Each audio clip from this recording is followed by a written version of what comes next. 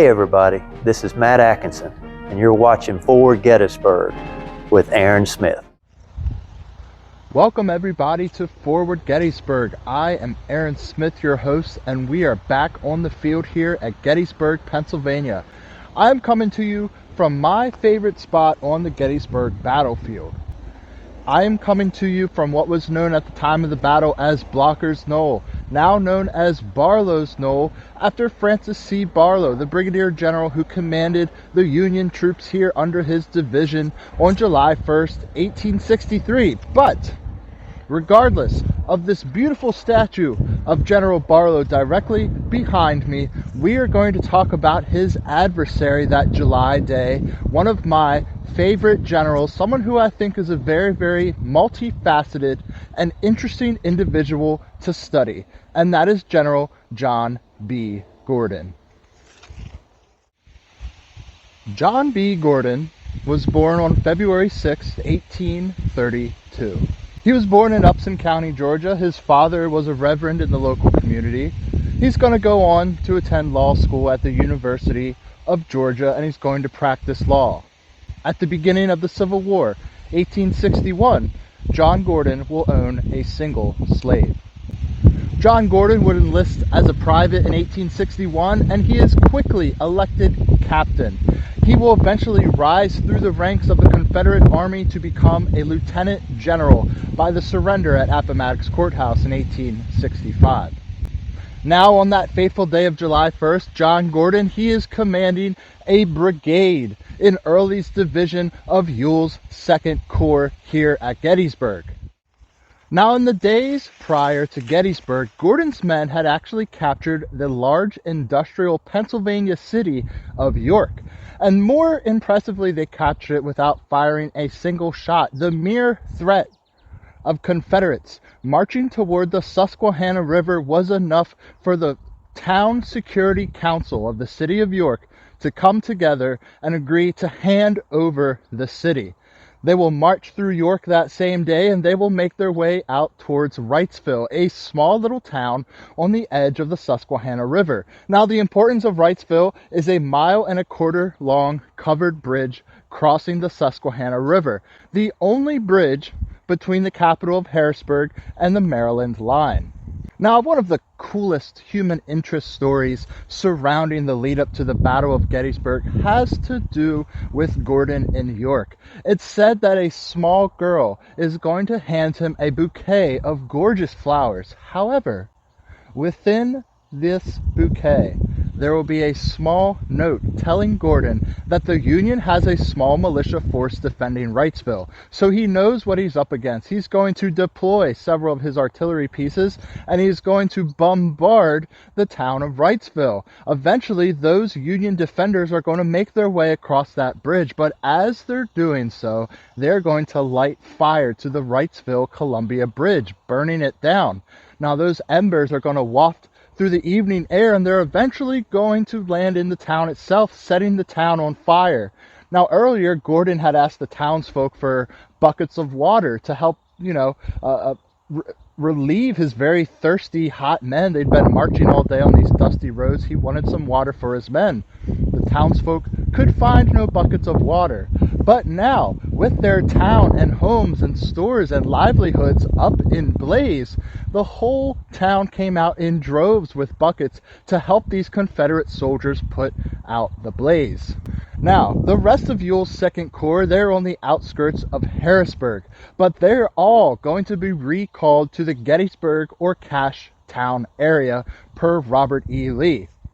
They're going to take modern-day Route 234, the East Berlin Road. They're going to take that from East Berlin, and they're going to make their way to Heidlersburg. Then they're going to take the old Harrisburg Road south to Gettysburg. Gordon's men, they're going to pop up just over there. Now, Barlow's Knoll is a relatively small piece of elevation here on the north side of Gettysburg. This would have been the far right flank of the Union line, and the 11th Corps is going to be set up here. Now, I've gone into the fighting here at Barlow's Knoll in quite some length in some other videos, so a lot of this is going to be a rehash, but it still is keeping with the general theme of John B. Gordon and Gettysburg. Now Gordon's men, they're going to deploy in full line of battle on the Brigham farm, just over in that direction. And his right flank is going to be the 60th Georgia, followed by the 31st, the 13th, the 61st, and the 38th Georgia will be on his left flank. And they're going to make their way towards Barlow's Knoll. As they're coming down, Barlow is deploying his division here, a rather small, underpowered division, around 2,500 men. Let's give them a very generous estimate. About 2,500 men here are deploying, and Gordon's brigade alone has about 1,600 Georgians in it. So his brigade is, relatively close in size to Barlow's division here. But off on Gordon's right is going to be Dole's Georgians deploying as well for battle. So they're going to make their way across. Wilkes's battery is going to fire into the coming Confederates. And the Confederates, they're going to have to cross Rock Creek. Rock Creek was about 3 to 4 feet in depth. And not only that, but the banks on the blockers' Knoll side were about 4 feet, just like a straight cutoff almost. So there were only a few spots that the Confederates could climb up, but nonetheless, they are going to do so, and they're going to start to overwhelm the Union here. They are going to smash into the Union defenders. Now, Barlow has set himself up in a very awkward position. He set himself up into a salient, but not only that, he's kind of unsupported on either side. So he's in a very, very awkward position. He is going to make his division prime pickings for the Georgians as they make their way up through here. They're going to cross Rock Creek. They're going to come through these farm fields here, probably looking very close to what they look like right now today here on the field. But they're going to make their way up, and they're going to smash into these 11th Corps men. And here we have history start to repeat itself again. That 11th Corps getting attacked and then retreating. One brigade of Barlow's division is going to fall back to the almshouse, and now Ames's brigade is out here by themselves, and they're going to put up a very valiant fight. As they're fighting Krzyzanowski's brigade, they're going to make their way up to support Barlow's left. Gordon is going to describe the fighting as such in his official reports. With a ringing yell, my command rushed upon the line posted to protect the Union right. Here occurred a hand-to-hand struggle. So it sounds like some pretty intense hand-to-hand fighting here as they're driving back Barlow's division. Now at the same time, Gordon's left flank is smashing the division of Francis Barlow. His right flank, the 31st and the 60th Georgia, they are working in concert with a couple regiments of Dole's brigade. Dole's 4th and 44th Georgia, they have set their eyes upon Krzyzanowski's brigade, and they're going to attack them nearly head on. Now, Dole's 4th and 44th Georgia, they're going to fall upon Krzyzanowski's brigade, and they're going to strike the 82nd Ohio and the 75th Pennsylvania. And now we start to see a whirlwind of horror and fighting begin to form, because Krzyzanowski is going to move up the 119th Pennsylvania and the 26th Wisconsin to support his two regiments which are under attack. Now, seeing that they are upon the far right flank of Krzyzanowski's brigade, now we have Gordon's Georgians, the 60th and the 31st, moving on the flank of the 26th Wisconsin. And the 26th Wisconsin, they're going to put up one hell of a stand, but it's going to be too much. They are attacked in the flank as well as the front, and Krzyzanowski's brigade is going to start to crumble back. And they're all going to try to regroup and reorganize at the county almshouse. Now, sadly, the only thing that remains of the Adams County almshouse is this cemetery behind me, the Almshouse Cemetery, which is a really, really cool spot, kind of off the beaten path a little bit here on the Gettysburg battlefield. Now, the almshouse itself, if you can see behind me, there's a group of buildings over there past that cornfield. You might be able to make out a garage with 4 large bays. that is going to be the general area that the almshouse was at. And the almshouse was kind of this catch-all facility for the mentally ill, small crimes, the elderly, the invalids of the county, if you will, to pardon a kind of old-fashioned term. But this is kind of what it was. Not quite as serious as a sanitarium, not quite as hardcore as a jail, but kind of this catch-all for the lesser seen individuals of the county in 1863. So the Union, they're going to try to reorganize at the almshouse.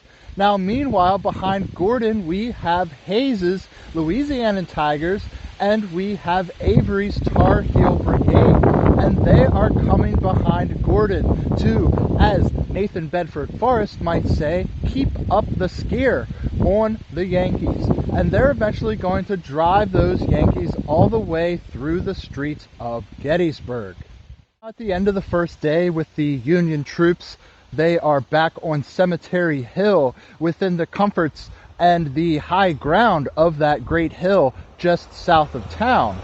While Hayes and Avery, they're going to see quite a bit of action on July 2nd. Gordon's not really going to see a whole lot, and that is for one weird kind of reason.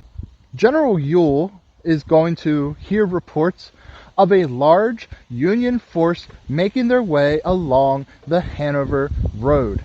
And sure, at the time, maybe the 5th Corps, they might have been some lead elements of the 5th Corps they were seeing, but outside of that, a lot of the reports were unsubstantiated, but nonetheless wanted to be very cautious on his left flank to avoid a large Union attack. Ewell and Early, they're going to kind of post Gordon's corps in that area to kind of keep an eye on that eastern side of town. Gordon himself, in his official reports, he's going to write that on July 2nd and 3rd, he saw very little to any sufficient action. So, this brings me to one of the greatest tales of friendship at the Battle of Gettysburg. It's said that as Gordon's Georgians were sweeping their way over the field, keeping up the scare on the Union, driving them through town, Gordon is going to come upon a wounded Francis Barlow, perhaps laying under a tree, maybe even one of these trees here behind me. It's said he comes upon a wounded Barlow, and he's going to try to comfort the man. He's going to send him to a field hospital, and Barlow is going to ask him, "Please, can you deliver a letter to my wife?" Gordon is going to make good on that promise and deliver the letter to his wife. Gordon is going to move on in his duties, thinking that this poor young man is going to be left for dead, that his wounds were mortal. So let's fast forward to the 1870s. Gordon is a very popular and successful politician for the state of Georgia. He is a U.S. Senator from that state, and he is going to go to a dinner. Francis Barlow, he is going to survive the war. He too will be invited to a dinner to meet a General J.B. Gordon. Now, Barlow, earlier in the war, he had seen a wounded and killed in action list, and there was a General J.B. Gordon listed on that list. So Barlow is not even thinking that it is the John B. Gordon who comforted him in some of his harshest, most painful moments in his life at Gettysburg. The two men are going to go to dinner. One of them is going to eventually speak up and say, "Excuse me, are you the General Gordon that was at Gettysburg?" And Gordon is going to reply, "Yes, are you the Francis Barlow who I left for dead at that battle?" And Barlow, recognizing him, will say yes. And the two will strike up a friendship until Barlow's death in 1896. The details of that story comes from John B. Gordon's 1903 memoir, Reminiscences of the Civil War. Now, This story was held as truth and fact and a great story of friendship all the way until the late 1980s, 1990s, when somebody wrote an article and they dissected this story. They looked at all the accounts and writings of Barlow around the Battle of Gettysburg and even some of his post-war writings, and not a single one mentioned John B. Gordon. You'd think a Southern general providing comfort, providing mercy, forwarding this letter to his wife would have been a pretty big deal for Barlow, and he would have mentioned it. As time went on and this story was looked into with a more critical eye, it has since been disproven. There's no evidence, there's no writings that Gordon ever met Barlow upon the field here at Gettysburg. So, where does this story come from? Why would Gordon lie in his memoirs? Why would he fabricate such a great story? So we need to look at Gordon's post-war life. Gordon is going to be a U.S. Senator and Governor of Georgia several times over. He is a very, very popular politician. Gordon is also a subscriber to this idea of the New South, wherein the South should try to industrialize and get away from its agricultural roots in order to compete in unison with the North. He had this idea of reconciliation. However, Gordon, being a complex individual from the South in the 1860s, he is going to hold and cherish these very, very deep-rooted ideas of racism. In fact, it's rumored that George Gordon was the de facto leader of the Georgia Ku Klux Klan. Now, there isn't any specific evidence pointing towards that, but in questioning by Congress during the 1800s, Gordon's going to deny belonging to the Klan, but admit belonging to a secret peace police organization. Nonetheless, Gordon is still going to hold some racist views after the war is over. But however, getting back to this idea of the New South, Gordon wanting to work in unison with the North, with the industries of the North, what greater way to gain some political clout and to work towards this idea of unison between North and South than to come up with this wonderful, wonderful story of friendship here on the fields of Gettysburg. The truth is questionable, but nonetheless it is still a good story. Perhaps Gordon wanted to leave his own personal touch here on Gettysburg, especially in the 1900s. In 1903, when his memoirs came out, monument building and memorialization on the field was in its heyday. So Gordon maybe wanted to leave his own personal touch here on the fields of Gettysburg and be remembered as something more than a general for the traitorous South. Well guys, that's what I have for you today. Again, like I said, John B. Gordon is one of my favorite generals here at Gettysburg in July of 1863. I think he's a very fascinating individual to read and study about, and he's not just one-sided. He's very multifaceted. He has a lot of angles and sides around him. He was an incredible leader of men. It was said that he was able to rouse his men in a way that was undescribable. He was able to influence and motivate the volunteers underneath of him. And I think that's a very, very hard, intangible asset to find in anybody, let alone someone who started out as a private and worked his way up to lieutenant general. Truly speaks to his character on the battlefield and his character as a general.